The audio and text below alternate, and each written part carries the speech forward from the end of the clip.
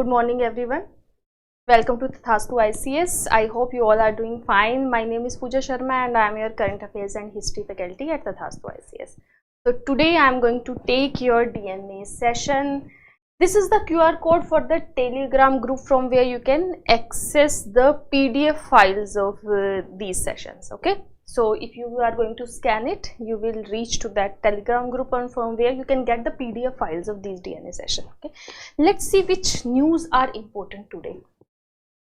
Again, this is the front page, and the front page, this news also we are going to cover. Actually, because there is a global turmoil going on. Why global turmoil is there? Because the policies, decisions which are being taken by the Donald Trump. Because of that, the economy of the world, and there are speculation of trade war also. Yesterday we read that Donald Trump is going to put tariff on Canada, Mexico and China as well. So this is going to impact the global economy, and because whenever there is some kind of speculation or turmoil in global economy level, then obviously it is going to hit the currencies of other countries as well. Okay, now इसको आप zoom कर दो थोड़ा सा comment section को. Okay, you will get the DNA file of previous DNA, yesterday's DNA. Okay, don't worry about that. So here we are going to know about how the rupee actually breaches 87 against dollar. Now $1 is equal to 87 rupees. Okay, let's see how it is going to impact India's economy in general. So we are going to understand everything. So let's see which important news we are going to cover today. Okay, these are the upcoming courses which are starting at Tathastu ICS. If any one of you are interested, they can go through the detail and they can ask the detail in the comment section as well. Okay. So these are the articles which we are going to cover today.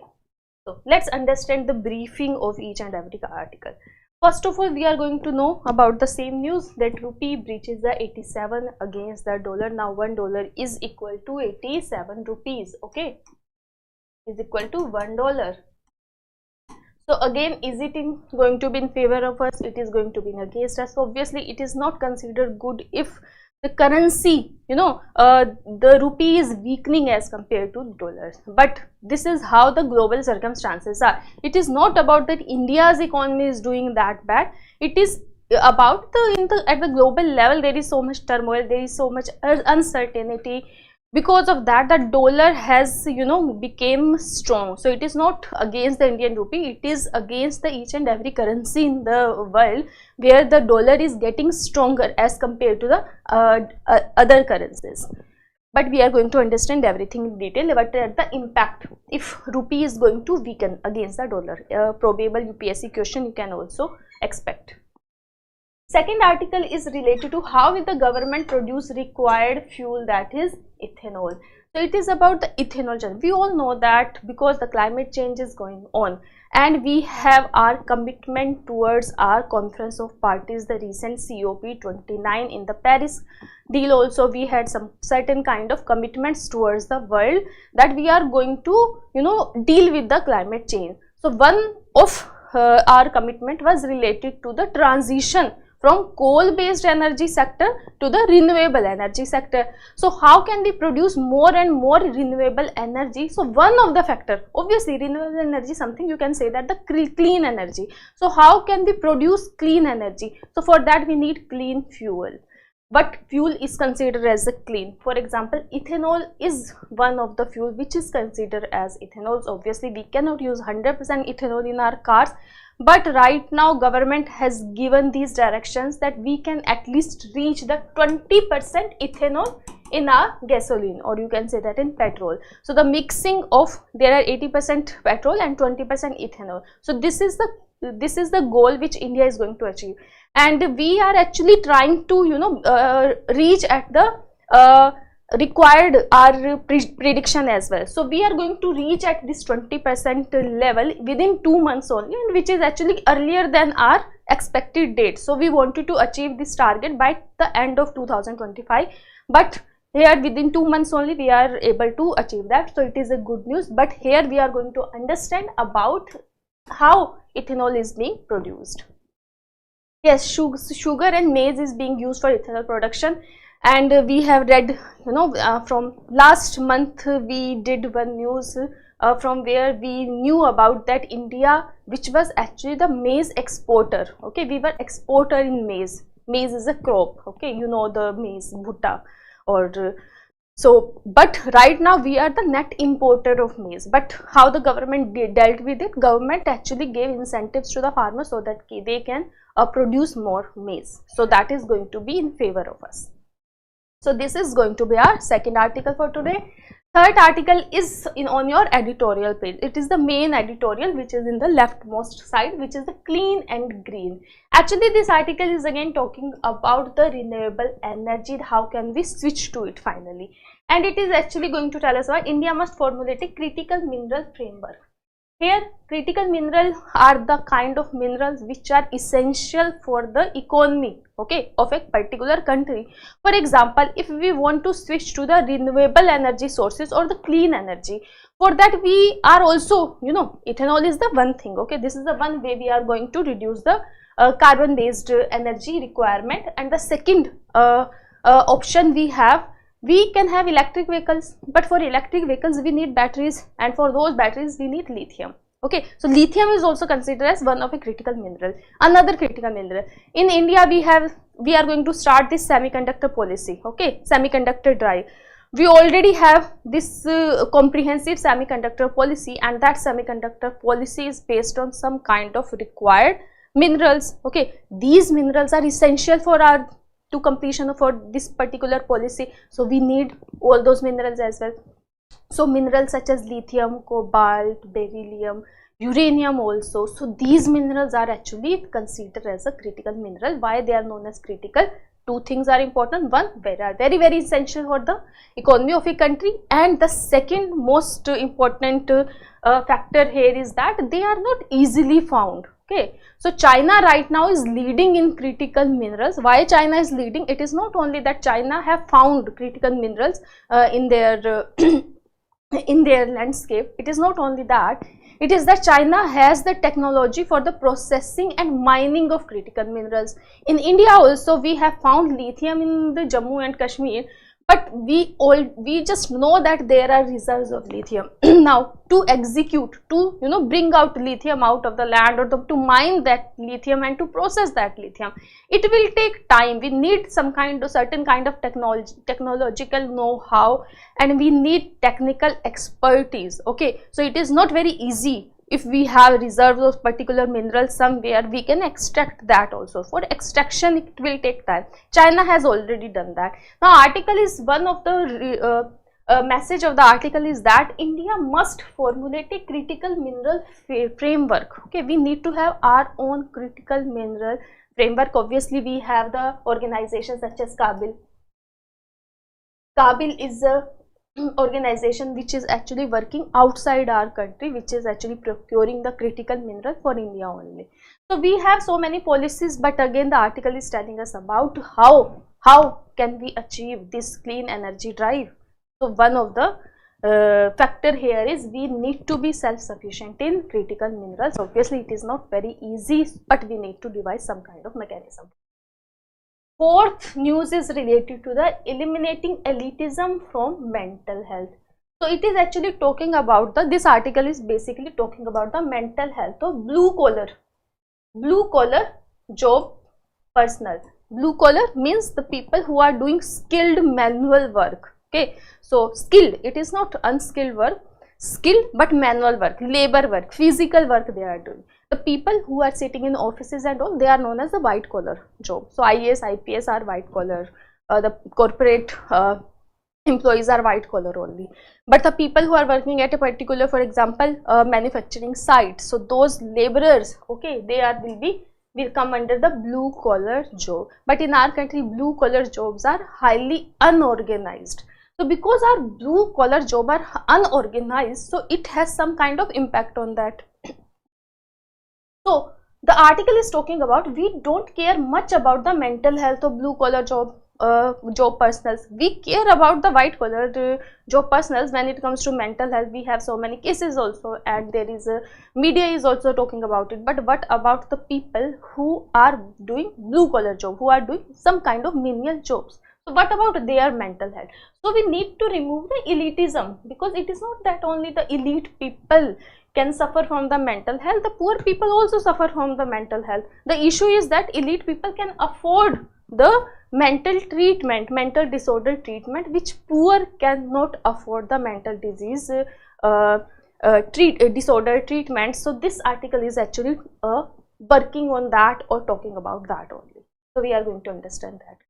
Other than that, the last article is related to the cause and effect of the US withdrawal from the WHO, that is the World Health Organization. We all know that on 20th of January 2025, just the day Donald Trump became the president of America, he withdrew America from WHO, World Health Organization. So what are the causes? Why? One of the major causes that what is being said by Donald Trump is that the WHO is biased against America and it is kind of in favor of the China. So that's why he has done it. And what will be the effect of it? This we are going to understand, that one of the major effect is that because USA is the country which is giving 15% the total funding of WHO. Okay, WHO is running on some kind of funding, right? So the countries of the world are giving some kind of, they are putting some money to run WHO, and the 15% of that amount, it is a very major chunk coming from USA. If USA is going to withdraw from the WHO, then that 15% loss will be there of money. Then how this loss is going to impact the world health in general. So we are going to understand that how that 15% money which was coming from the USA, the investment from USA was benefiting the world in general, and what kind of effects now it can cause on the world health. Okay, we are going to. Yes, USA has withdrew itself from. This is not the first time Donald Trump has done that. In the previous, when Donald Trump was president of America during the first time, that time also he has done it. But the Joe Biden actually,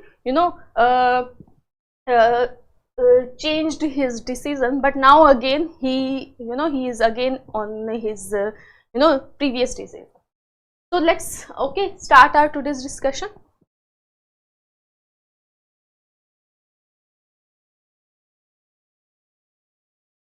So the first article is related to the amid global meltdown, Rupee breaches 87 against dollar. It means that Rupee is weakened. Okay? Rupee has become weak as compared to dollar, and it is becoming weak day by day. Before that, we actually had news around January 10th that Rupee became 86. Rupees were equal to $1, but now this 86 reached to 87. So now 87.11. Rupees is equal to $1. So again, rupee is weakening more and more. Now, so let's understand the context here. First of all, the context is on Monday, it means yesterday, the Indian rupee fell by 49 paise, okay, to go past rupees 87 per US dollar. This is the only thing which you need to remember here. Okay, other things are there to understand. You need not to remember when it fell at 49 paise or 39 paise. These are the micro information just for understanding. You need not to cram each and every of them. Okay? Now, so right now the one, obviously it is also going to change, going to fluctuate only, but you should actually know. If you are obviously giving interview, then you should know exactly and how much rupee is equal to $1. This happens because most of the Asian, European currency and stock market dropped after the Donald Trump raised the tariff on Canada, Mexico and China. So the reason behind the weakening of rupee this time is the turmoil at the global level. But turmoil, why the turmoil came? The turmoil came after the announcement that Donald Trump is going to put tariff over these three countries, that is Mexico, Canada and China, because we know that the whole of the economy is interconnected to each other. So whatever is going to happen in the one part of the world in economic way, not only economic way, in the political way also, then it is going to impact whole of the world. Okay, now the geopolitics is like air. Okay, if it is contaminated somewhere, it is finally going to reach to the other countries as well. So not everyone is disjoint from each other. The rupee was already crossed 86 per dollar on January 10, but now it is going to be 87 rupees is equal to $1. Now, let's understand the reason why rupee is falling. Obviously, rupee is falling because there is a global turmoil. So this is already there. There is a global meltdown. But again, US dollar is getting stronger against most of the world currency. It is not only in the case of India.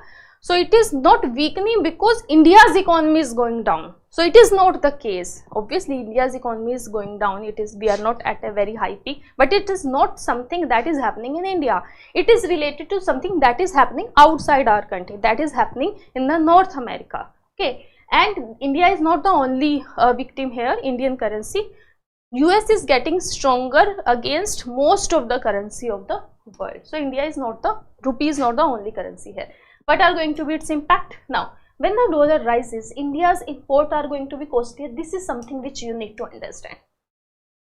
If the dollar is going to rise like it is doing right now, it was 86 on 10th of January, now it is 87 on our 3rd of February. India's imports are going to become costlier because the person who are going to, for example, there is a company in India, that company is going to import a machinery from USA. Now, machinery from USA. Now, what the company is going to do? Company is going to pay back the money in dollars. But now, because the dollar has become strong, then now in Indian rupees, the company has to pay more as compared to the, 86 rupees is equal to per dollar. So now the company has to pay more. Now our import will become costlier. So it is going to impact more on the importer. But what about exporter who are going to export? It become more competitive for them. It means it is good for them because now they are going to export the items. Now if they are going to export the item, obviously they are going to get dollar back. So if they are going to get dollar back, when they are going to convert that into the rupees, so they will get more rupees. So when the dollar is going to rise, then importer is not going to be happy, but the exporter is going to be happy. Sometimes what countries does that, sometimes countries take advantage of such situation, then they boost their export during such kind of condition. But India is not the kind of country which actually rely on the exports, rely on such kind of situation to boost its export. We want to boost our export based on the quality of our products, not other than that. Okay. Now, what are our plan to handle it? Now the government is saying we need to strengthen the export through better quality, not currency manipulation. So this is something that we are going to understand. That other than that, we are going to become more self-reliant by improving India's competitiveness. So what we are going to do, we are not going to take the advantage of the situation. We are going to export through our better quality, not because of this particular situation. Now, how will the government produce the required? Okay, so this was about this particular news. So first thing which you need to remember here, what exactly is the number? Okay, 87 rupees equal to $1 first of all. Second, the reason you should know why rupee is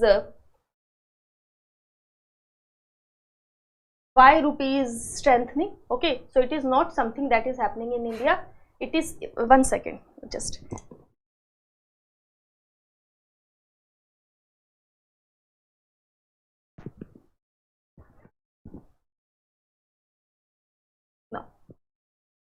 So first of all, you need to know what is the reason behind that, why dollar is getting stronger and rupee is getting weak. So it is not something that is related to India, it is something that is happening outside.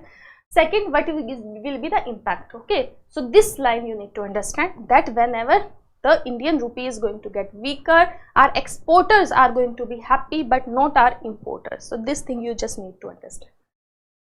Let's come to our second news. Now, our second news is related to how will the government produce the required fuel, that is ethanol. So this is the article on your text and context page. So let's understand what all is there. So first, what is the story? What is the context here? Context is there. Recently, Union Minister Nitin Gadkari announced that India is going to reach the 20% ethanol blending. So we already had a target to blend 20% of ethanol in our petrol or gasoline, okay, within 2 months. Now he is saying that we are going to reach this target within 2 months, okay, this target which we wanted to reach by the end of 2025, but right now we are going to reach it within 2 months. That's a good news. A year earlier than planned. This means producing about 1100 crore liters of ethanol every year. So what we are going to do today, now, we are going to produce 1100 crore liters, okay, liters of ethanol every year, per year. So now our minister is saying that we have already reached to this capacity, and from where we are going to get this 1100 crore liters of ethanol. First we are going to get it from sugar and molasses first. Second, rice. From where? The rice which is being left by the Food Corporation of India, FCI. We all know that all the rice which is being sold at MSP, okay, to the government of India, that goes to the Food Corporation of India. So FCI is going to redistribute it among the poor population of our country, but there is so much rice which is being left, and some of the rice is being destroyed also. So that rice can be utilized to produce ethanol, okay. Now third situation is the broken rice and maize. So 400 crore liters we are going to produce from maize. So you know that what are the products which we are going to use to produce the ethanol. First is sugar, molasses, rice and maize. So right now we are using these 4 products. Look, you can make ethanol from many products, okay, but we need to understand in India which products are being used to make ethanol. For example, you can make ethanol from jowar also, you can even make ethanol from wheat also, but we are not using wheat to make ethanol. Right now we are using sugar, molasses, rice and maize, okay. So these are the 4 products from where we are going to produce our ethanol. So this you need to remember for your prelims and mains both, okay.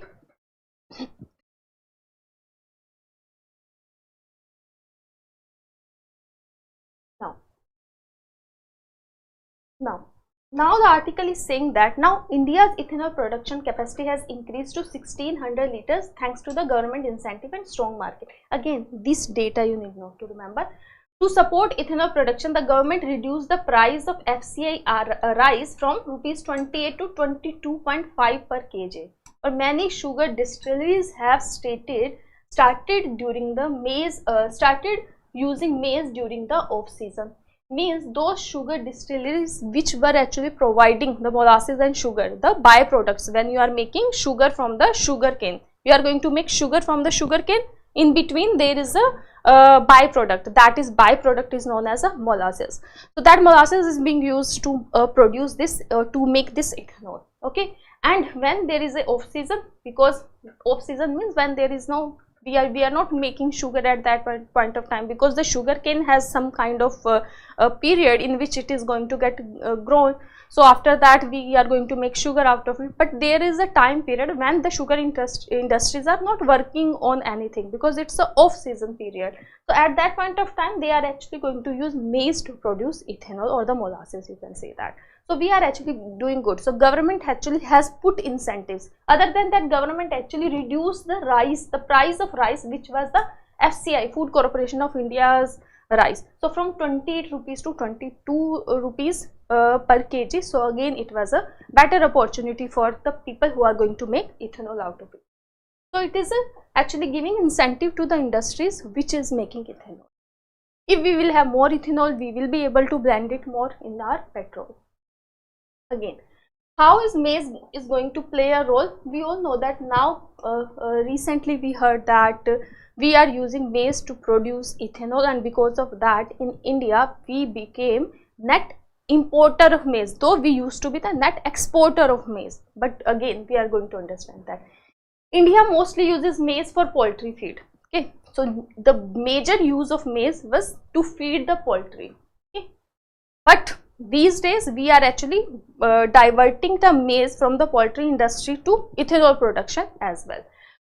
livestock, starch and food, but the restrictions of sugar-based ethanol and maize import increases in 2024. So this is, you need to understand the maize, why maize import increases in 2024, because we diverted our maize. Not only maize earlier was only, you know, basically used for poultry feed, somewhat to make you know, starch, or to for eating purpose of livestock. So these were the only uses of maize earlier, but now we were using maize to produce ethanol also. That's why in 2024 we needed to import maize, though we are always used to be the exporter of maize. So actually ethanol production was the reason why we became the net importer in the maize. Now again, now more farmers are, because everyone knew that now maize was in demand, okay, because the demand increased, we were importing it. So the domestic farmer knew about it, they started growing maize due to high demand. Which were the major maize producing states here? Karnataka, Madhya Pradesh, Maharashtra, and the central part, you can say that Rajasthan, Bihar and Uttar Pradesh. So in last year the maize production actually reached a record high, which is actually good, because obviously now there will be enough maize for the poultry feed as well, and we can use the extra maize for our ethanol production as well. So this is how maize is actually going to play a major role in the ethanol production. Again, maize production has risen 6 million. Again, these data you need not to remember, but you need to extract from this particular slide is that now, because we actually diverted earlier maize towards the ethanol production also, because of that we became the net importer. Now the farmer knew about it, then they started growing maize. So now because they are growing maize, and maize, because it is being used to make ethanol, they are getting better prices for that. So it is better for the farmer also, okay. And also we don't need to, you know, use sugar to make ethanol, because earlier when we were using sugar to make ethanol, then it was very difficult for us. So government actually banned, up to some certain extent, government put a ban on the export of sugar also, though we actually used to export sugar as well, but the government put some kind of ban, because we needed sugar for the ethanol production, but it was not in the favor of the economy.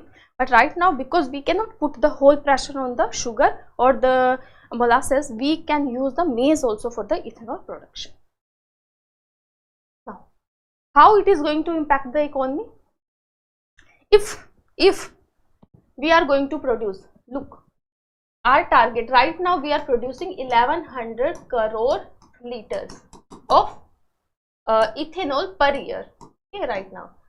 Now article is saying that if we have 100 crore liters of ethanol, it is going to save 6000 crore on oil imports, because now we need not to import that much oil. We are using 20% out of the 100% of the petrol, 80% petrol and 20% ethanol we are going to use. Then definitely it is going to reduce our import demand for the oil as well.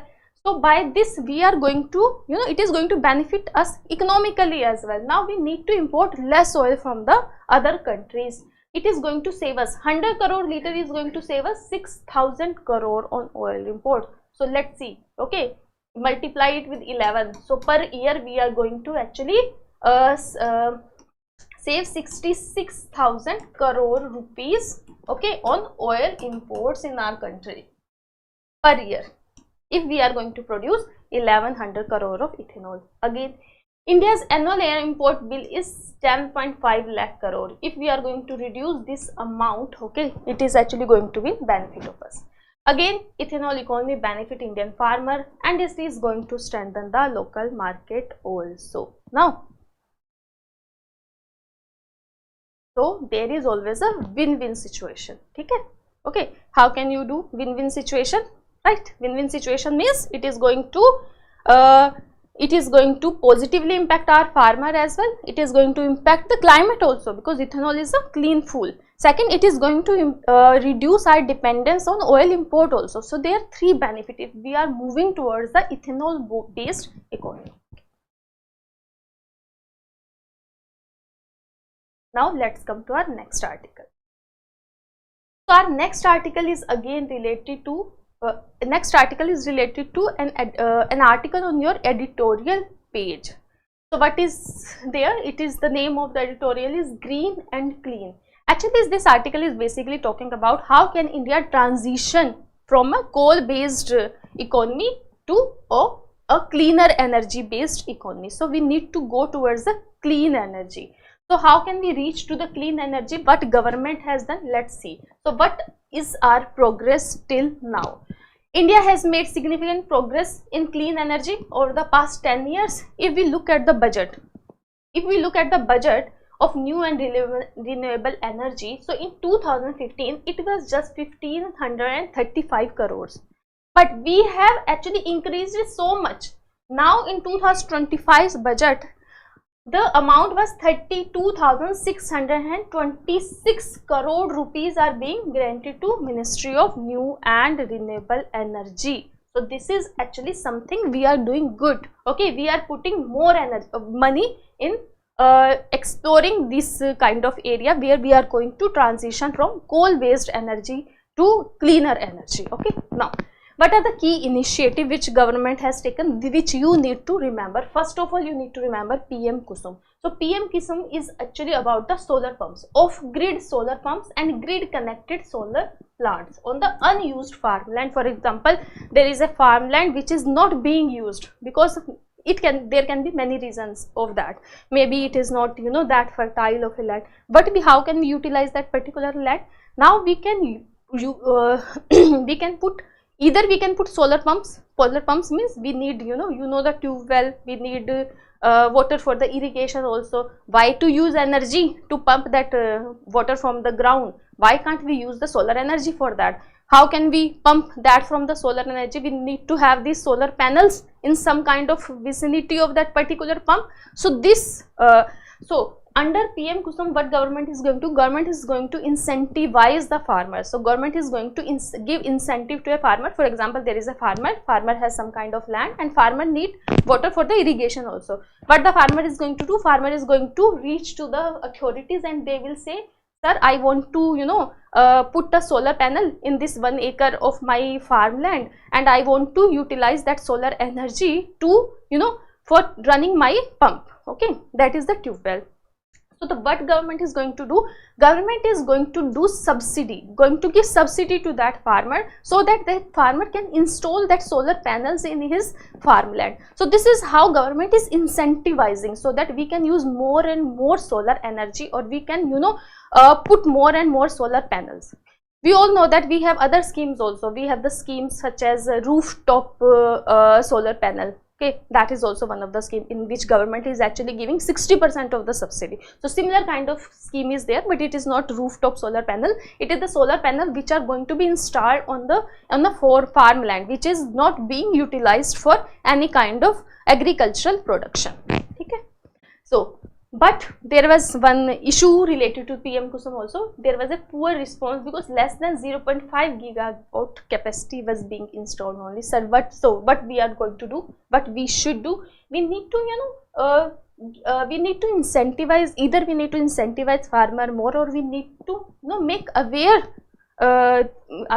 we need to create awareness among the farmers that such kind of schemes exist and they can actually utilize, they can have a clean energy as well. Other than that, commitment at COP26, what were our commitment? Our commitment that we are going to generate 50% of our energy from renewables by 2030. So this is our target, that we are going to achieve 50% target, that 50% energy from renewable energy only, or the clean energy only. And this time earlier in 2021, the budget allocation for advanced battery storage was also there to improve the grid stability. Okay, so government has done so many, has initiated so many schemes on the basis of that, and again there was a high incentives, high allocation also was there towards this particular ministry. But what are the challenges related to that? Challenges are the import dependency and solar power slowdown. What kind of import dependency? Let's understand that. We all know that because we wanted to have our indigenous solar panels, okay? We wanted to have our indigenous solar panel, indigenous solar technology. China was already doing good, and China was, you know, exporting these solar cells to India also. But that point of time, India actually put custom duty, at least 40% custom duty on solar modules and 25% on solar cell, aimed to reduce the dependence on China, because we did not want to be dependent on China when it comes to the installation of the solar panels in our country. So this was our plan, that we are going to make our own solar panels. If this custom duty was not there, then the market of the solar energy was flooded with the Chinese product. But India did not want to do that. India want to have their own, indigenous solar panels. That's why we put so much custom duty on solar cells and the solar modules at that point of time, which was kind of a good step when it comes to improving the domestic production of solar instruments. But again, it was not that much in favor of us, because it increased the cost of what? It increased the cost of the solar panels and the solar instruments, from where by using them you could install your solar instruments. It became costlier, and because it became costlier, it slowed down the solar installation across India. Otherwise we could have achieved this target much earlier. But what could be the repercussions of that? Repercussion could have been that we could have become the dependent on China when it comes to the solar energy. So that was also not in favor of us. So it is okay, our pace to install solar energy is slow. At least we are doing everything indigenously. Although renewable makes up 46% of the installed capacity, the 70% of the electricity still comes from coal. Right now 70% energy still comes from the coal based energy. So we need to reduce this percentage. Okay, this is how we are going to shift towards our clean energy initiatives. So I hope you understood the challenges also. Again, now article is talking about the need for battery storage and critical mineral strategy. Article is saying that the intermittent renewable energy output makes grid scale battery storage crucial. It means that if we want to have this grid scale battery storage, okay, so this storage is very, very important. But if we have the renewable energy output, it is going to make it crucial.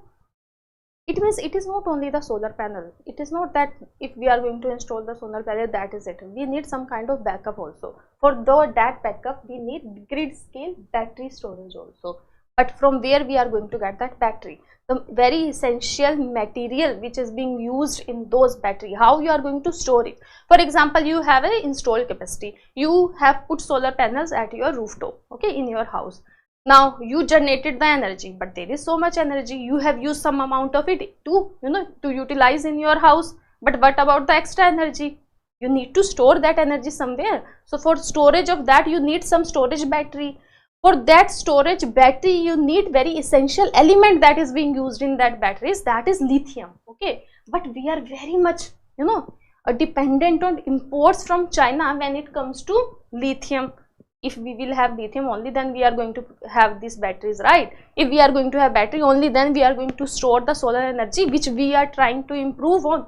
Okay, so that's why lithium is also very much connected to the improvement in the solar energy or the cleaner energy in our country. But in lithium, we are very much dependent on China. Not only in lithium, in general critical minerals, we are very much dependent on China.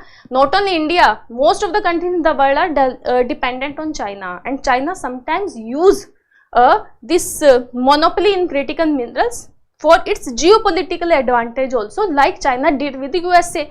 China can do the same thing with India also. China can put stop on some kind of, let's say, lithium only. China, if India and China are fighting over some particular border issue, for let's say, okay, there is some contention between India and China, then, or if India is rallying too much behind USA or the Western country, then China can get offended. China will say, okay, now I am not going to export lithium to India. So what India will do? How India is going to produce these batteries? And these batteries are very important for our electric vehicle also. These batteries are important, and for our solar energy also these batteries are very, very important. So the article is talking about that, yes,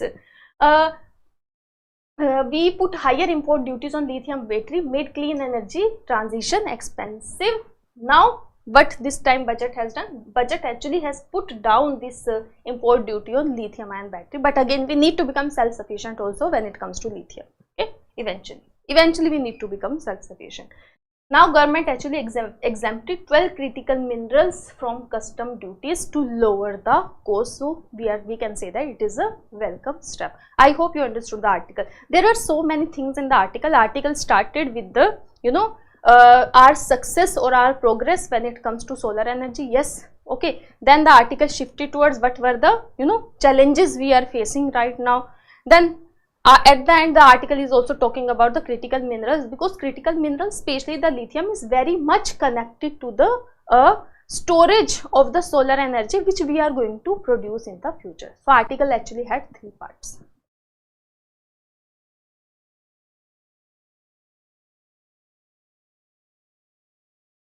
Now the article at the end is saying that now we need to reduce Chinese influence and India's global role. Article is saying that India needs a strong critical mineral policy.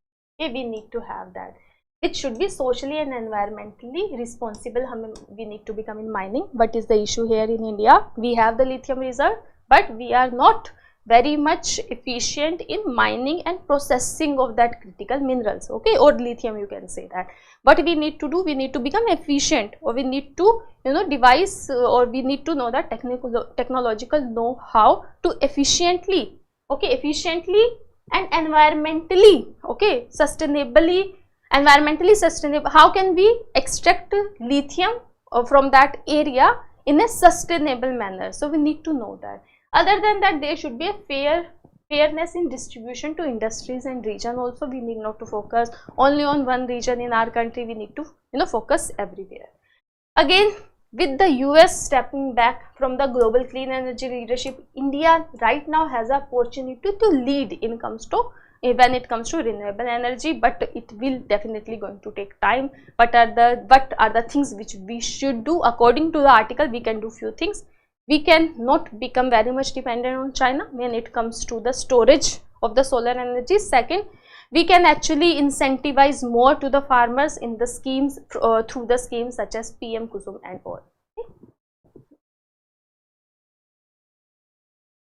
Now, next article is actually related to this article, eliminating elitism in mental health. This article is talking about the mental health problem that is being faced by the blue collar workers. Who are the blue collar workers? They are those workers who are the skilled but they have the skill but doing manual work. So the people who are doing skilled manual work or the labor work, those people are considered as blue collar workers. They are different from the white collar workers. Who are the white collar workers? Those who are sitting in the offices, okay. For example, if you are going to become an IAS officer, you will be considered as a white collar worker, not a blue collar one.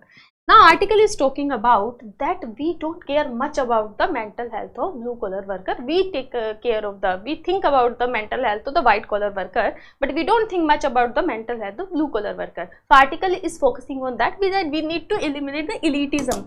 It is not that only elite people in our country they suffer from mental disorder, and this is not only the case.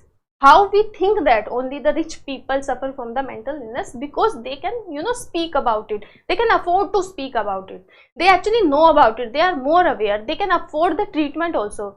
But the middle class person or lower middle class person, or you can say that the blue collar worker, it is not possible for him to afford such kind of costly mental health treatments. So the article is talking about that.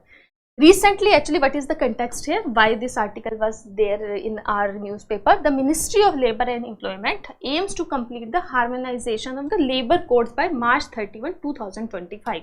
Okay, so they are going to actually finalize the labour codes. So because labour codes are being finalized, so before that the article is just trying to tell the authorities that these things, there are such things which you can include, because it is going to finalized on March 31st. So there is still time. Now this presents an opportunity to incorporate mental health provision, particularly for blue collar workers. So this is what the article is trying to say, that this time in your labour codes, please include mental health of workers as well, especially when it comes to blue collar workers. Now, what is mental health? Let's understand it through some data.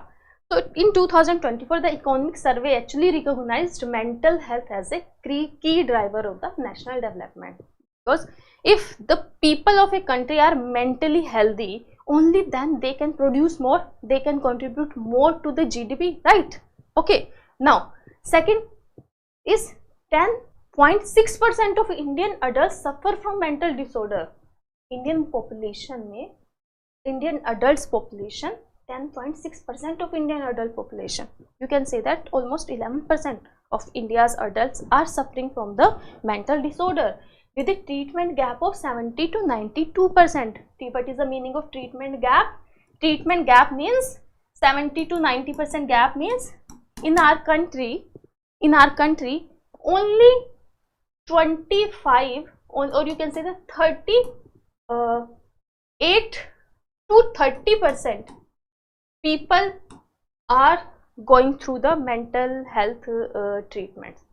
The people who actually being suffered from mental illness, only maximum 30% people, they can they can actually think about the mental illness treatment, or they are taking some kind of treatment. Okay, from 8 to 30% people are only taking advantage of it. Otherwise the other population which is suffering from the mental health, or you can say that here almost 9% people who are suffering from the mental health, they are not taking any kind of treatment. Only few of them, only a very slight percentage of them can afford the mental health. Now WHO, World Health Organization, highlights workplace risk. Okay, the kind of mental illness a worker is facing at the workplace, including long hours. Okay, WHO actually highlighted it, because if the hour of working is too long, then there is a very less life work balance. If there is life work imbalance, then definitely a person is bound to go under the mental illness. Job insecurity and inadequate pay and unsafe condition. Okay, especially when it comes to the blue collar job, we all know that there is a job insecurity because most of the sector is unorganized in our country. Pay is also inadequate, not much which they are demanding, right? Other than that, the conditions are also unsafe, especially you can say that for women, blue collar women workers are also there, women laborer workers are also there. For them the conditions are very unsafe. So they, because of such condition, the workers who are doing such kind of jobs, they are also suffering from the mental disorder. Now, what are the challenges in existing labor laws? Obviously, we still have labor laws. We are going to finalize the another labor codes by 31st of March only, but we still have. So, what are the issues related to those labor laws? The first code we have occupational safety code. So, this occupational safety code is basically for the laborer workers only, but it only covers the physical safety. It does not cover the mental health. If a worker is going to get physically injured, then he can get some kind of compensation because of this particular code. Okay, but if he is mentally disturbed, then there is no compensation for that. So it again define health by limiting it to physical well-being. According to them, the health of a worker means the physical health of a worker. They don't talk about the mental health of a worker. Other than that, we have another code. This is the code on social security. It also came in 2020. Here the employment injury covers only physical accident and disease, that's it. Okay, mental health disorder caused by the work stress are not included in these codes also. But this time the article is saying we need to include the mental health also when it comes to a physical health in general of a person. Now, corporate initiative versus government progress. It is not that the government hasn't done anything, but the article is saying that the corporate initiatives were better than the government initiative. For example, what kind of corporate initiative we had? The companies such as Infosys, Wipro and TCS, they have this employee assistance program, but again that is for the white collar workers. So the most of the workers in TCS, Infosys and Wipro will be the white collar only. Na? So such kind of company, they are taking care of the health, the mental health of white collar worker, but no one is talking about the mental health of the blue collar worker. Again, we have government initiatives such as Telemanas karke, we have this government initiative, but the article is saying that because there is a lack of awareness and there is a lack of workforce in this initiative only. That's why this initiative is not working properly. Okay. Someone is asking, gig workers are considered as a blue collar workers. Look, again, it depends.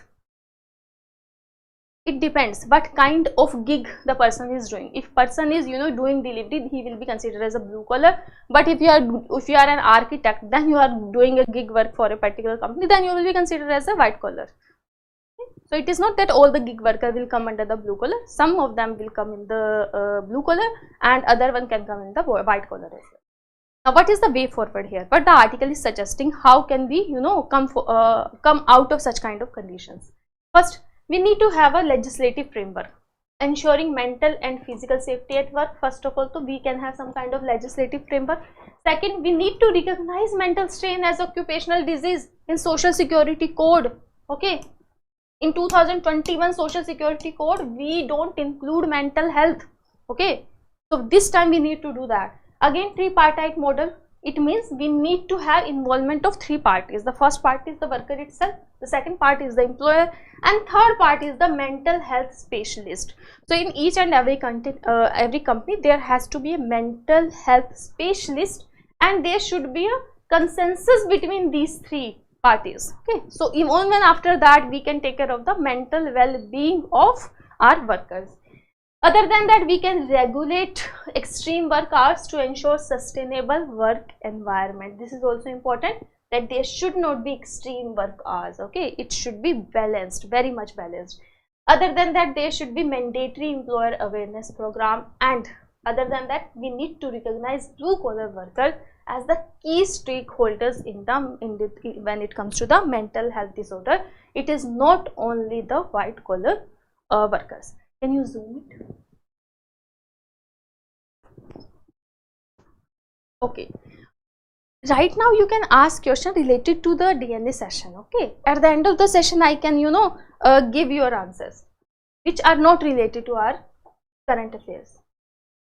Let's come to our next article, which is related to the cause and effect of the US withdrawal from WHO, that US has withdrew from World Health Organization.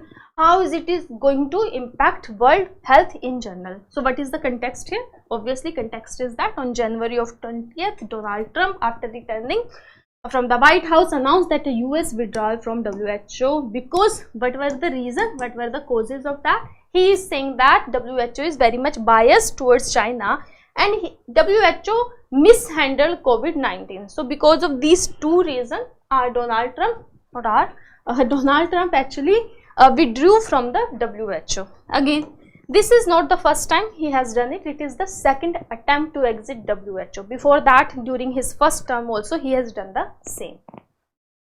Now, let's understand what will be the impact of US withdrawal from the WHO. Now, look at this graph.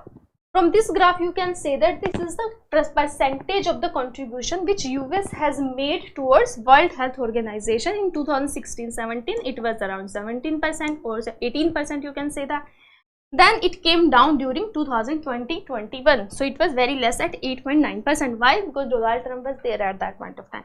Then it again increased, and lately it was kind of almost 15% funding is being given by USA to WHO. Now, the first loss is this 15% of the WHO's budget only, because USA is the largest contributor, historically funding nearly 15% of the budget. Right now, there is no budget. Now, contribution dropped to 8.9% during COVID-19, but rebounded at 1.2 billion. Again, it is just talking about this particular graph only. Who are the other major contributors? The first, after USA, we have Linda and Gates Foundation, which is giving 12.9%, which is responsible for 12.9% budget of WHO. Then we have other Gavi Alliance, we have European Commission, World Bank, and China also gives 3% contribution to the World Health Organization. But as you can see that none of the country other than USA was giving more than 5% to contribution to budget. Okay, so this is again, if USA is going to withdraw from it, there is a loss of the 15% of WHO's budget. Other than that, how it is going to impact the world health. You can see that how this 15% budget was being utilized. So 26% of this 15% which was given by USA was being utilized in essential health service, 21 was utilized in acute health emergency, 20% was utilized in polio eradication at the world level, and there are other kind of contribution as well. For example, epidemic and pandemic prevention also 10% was being utilized. So these works were there, these programs were there because of the funding by the USA. But now as there is no funding, so the issues related to health service, emergency response, polio eradication and epidemic prevention, so these factors are going to get affected. Okay.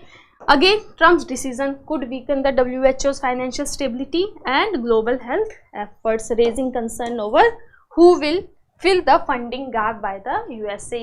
China is going to do that. China right now is only contributing 3%, which is again very high. Okay, 3% is also very high, but USA was contributing 15%. So major chunk of money was coming from USA. So this withdrawal actually can impact all these, health initiative at the world level by WHO as well.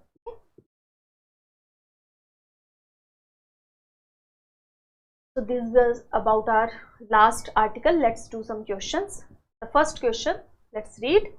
When the US dollar strengthen against the Indian rupee, which of the following effect most likely to occur? Now please answer that.